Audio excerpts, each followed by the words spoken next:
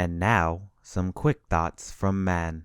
Well, y'all know what the dealio is, but just in case you're new here, I say welcome to the madness that is my brain. Your stay will be indefinite. And also here's the rundown. I give my initial thoughts on shows I either missed or felt didn't need an entire video dedicated to it. I even give some time of day to web series here, so let's not waste any more time. Like it matters, your time here is infinite.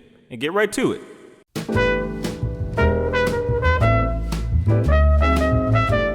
I know some people would hate how this is done, but I actually can't get enough of this series. It's just fun and energetic and puts the DC characters in a different yet unique perspective. I like how basically the heroes and villains are kind of domesticated. It's sort of like Looney Tunes show where everyone is aware of their role and they're left having to deal with society. It's written pretty cleverly in that department. Harley taking charge of her life instead of being Joker's side bitch, I think was a good story for her, especially with how she still has personal hangups to get through. It gives a bit of character arc for her, as well as trying to make it with her own superhero team. You'd expect her team to be made up of just women villains, but they just have Harley and Ivy and they're mostly in charge of the men.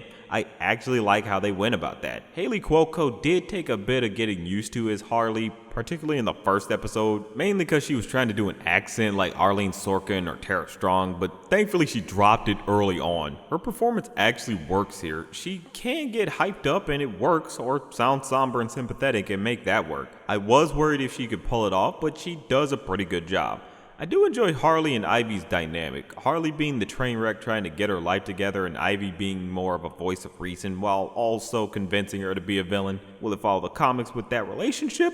Only time would tell. It would be interesting to see that play out. Now, some might get angry at it for certain portrayals of characters, but guess what? It's a different interpretation. Of course characters are going to be different here, especially since it's meant to be a commentary on the DC mythos. Clayface being so into being an actor I think works well since he shapeshifts into other people. Plus I just like how much of a thespian he is when wanting to get into character. Killer Shark is funny with how he's a computer nerd but still bites the heads off people when provoked. This whole series is just a ton of fun with a lot of over-the-top craziness while also having some heart to it.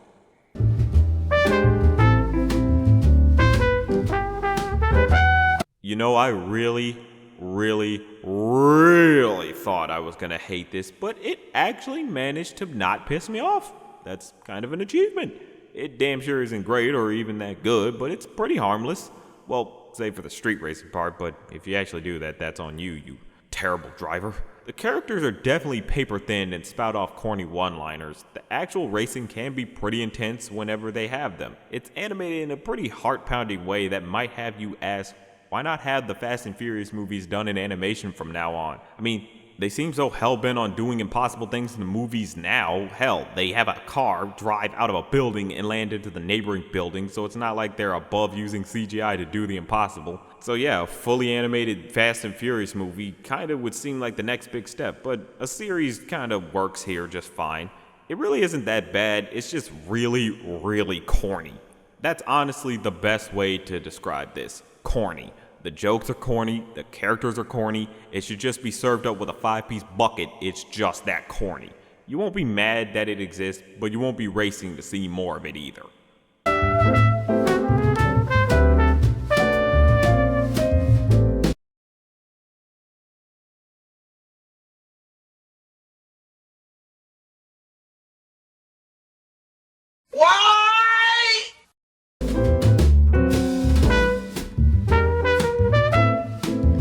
This is a fairly simple show with a nice coziness to it. It has some wackiness, of course. Hell, there's a talking pony in it, but I actually like how soft-spoken it can come across. The relationship between Annie and Pony comes off as a good one. They have a friendship that can actually be pretty nice. I don't feel like they're hostile towards each other or that it's just one inconveniencing the other. They just feel like genuine friends. I found a few good chuckles from this. The humor is simple and that works well to its benefit. I can enjoy over-the-top stuff, but can appreciate a simple laugh here and there. I really like the overall aesthetic of the show. That's definitely something that'll make it stand out among other Nicktoons. It just has a nice sketchy softness to it. Now, whether Nickelodeon will screw this over, just like any other Nicktoon that's not SpongeBob or Loud House, we'll have to wait and see, but let's face it, it's Nick. They most likely already got to planning this show's funeral, but until then, I say this is a pleasant little show to enjoy.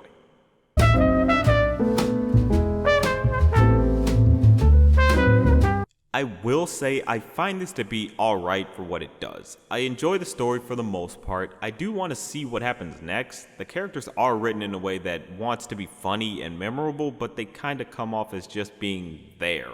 I'm not annoyed when they're on screen, but I don't find myself too attached to them either. The way the characters act, I get a feeling they want me to laugh with how over the top they can be, but since the motions and even facial expressions don't match, it throws things off. The biggest thing keeping me from really enjoying it is the animation or lack thereof. It's done in this cardboard cutout sort of manner that can be really distracting. The way the characters move is like watching a puppet minstrel show but with cardboard. The designs actually look interesting, but they need real motion to go with them. It has characters that sound big and want to move big, but they can't due to the limited animation. I feel it would have benefited this series better if it took its time with animating everything instead of going this cardboard route. Maybe go with actual riggings, it would look much better is all I'm saying. The 20-minute runtime can also hurt it too, since it's so limited. It can be easy to start tuning out. Maybe if it was shorter, it would work better in pacing. Granted, there's only 7 episodes, so maybe that's not too bad. Another thing is that they have a tendency to describe the characters' actions, even though you can clearly see what they're doing. Granted, it's through a simple little profile picture, but you kind of can tell already, oh, they're doing this thing. Oh, they're picking that person's pocket. Oh, they're going through that little desk drawer. Like, I don't know why they feel they need to hold your hand. It's pretty annoying. Like, this is visual media, you know, show, don't tell. There's no reason to describe action if we can see it. If this series was done like an animatic, it would probably fit better than the finished product here. This isn't really bad, but it's not that great either. If it fixed up those grievances, then it could have something truly special.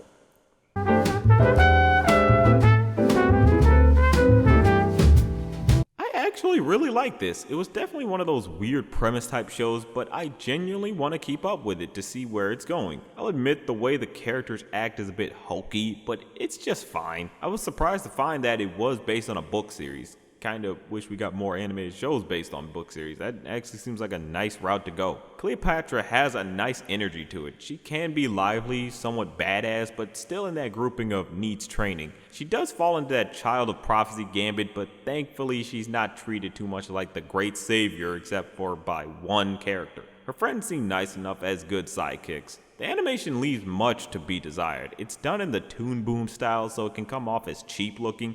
You might find it distracting as you keep watching, but the story manages to be enjoyable enough to somewhat ignore it. I genuinely want to keep up with this. It's got a nice enough vibe to it.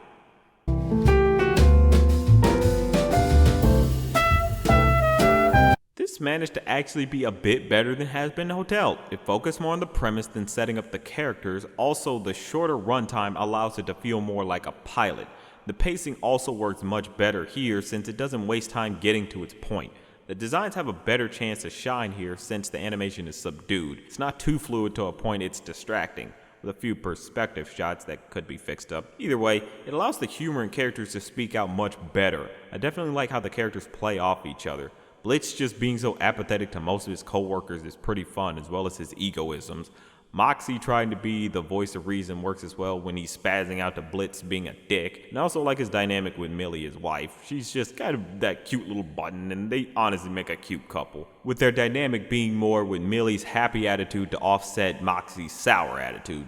Luna being so lazy and ineffectual in the job just works with everything else. She's just basically like piss off to any and everybody, and I don't know, it just kind of works since everything goes off of this whole business idea of we assassinate people who are alive. Like you could just call us up and have us kill someone who either killed you and got you sent here or was the reason you died in some way, shape, or form. Oh, they even go as far as to kill kids.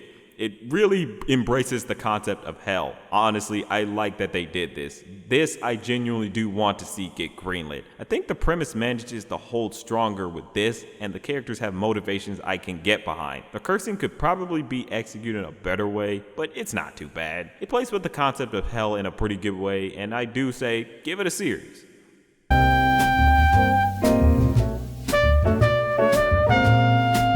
And that's the end. Leave a like, comment, and make sweet love to that subscribe button. While you're at it, consider donating to my Patreon for just $1. Also join the Discord where you can chat, share memes, and all that jazz. And always remember, it's just a thought.